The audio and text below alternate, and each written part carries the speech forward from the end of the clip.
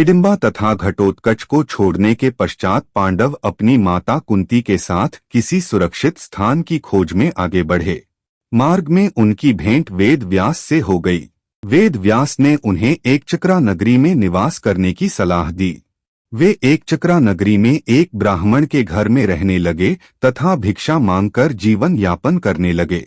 एक दिन कुंती और भीम को छोड़कर जब शेष पांडव भिक्षा मांगने के चले गए थे, अकस्मात उस ब्राह्मण के घर के सदस्य विलाप करने लगे। कुंती के पूछने पर ब्राह्मणी ने बताया, बहन, एकचक्रा नगरी के बाहर बक नाम का एक दैत्य रहता है। प्रतिदिन उस दैत्य के लिए भोजन लेकर नगर से एक व्यक्ति को भेजा जाता है और बकासुर भोजन के साथ उस व्यक्ति को भी खा जाता है।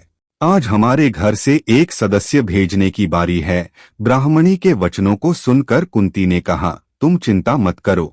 तुम लोगों ने हमें निवास के लिए स्थान प्रदान करके बहुत कृपा की है। अब तुम लोगों के कष्ट को दूर करना हमारा कर्तव्य है।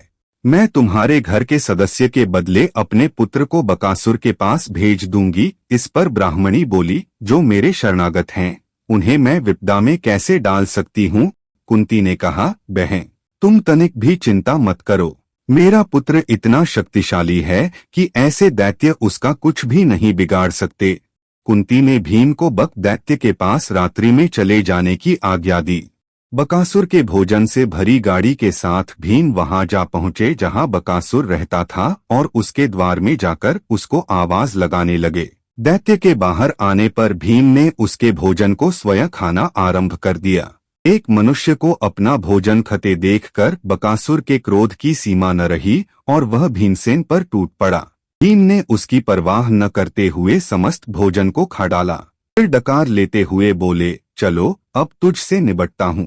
तूने तो अनेक मनुष्यों का रक्त चूसा है, आज उसका फल तुझे मिलेगा। इतना कहकर भीम ने उसे उठा लिया और हवा में घुमाकर वेग के साथ भूमि पर पटक दिया।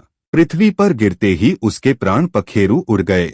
भीम ने उसके मृत शरीर को एकचक्रा नगर के प्रवेश द्वार पर लाकर लटका दिया।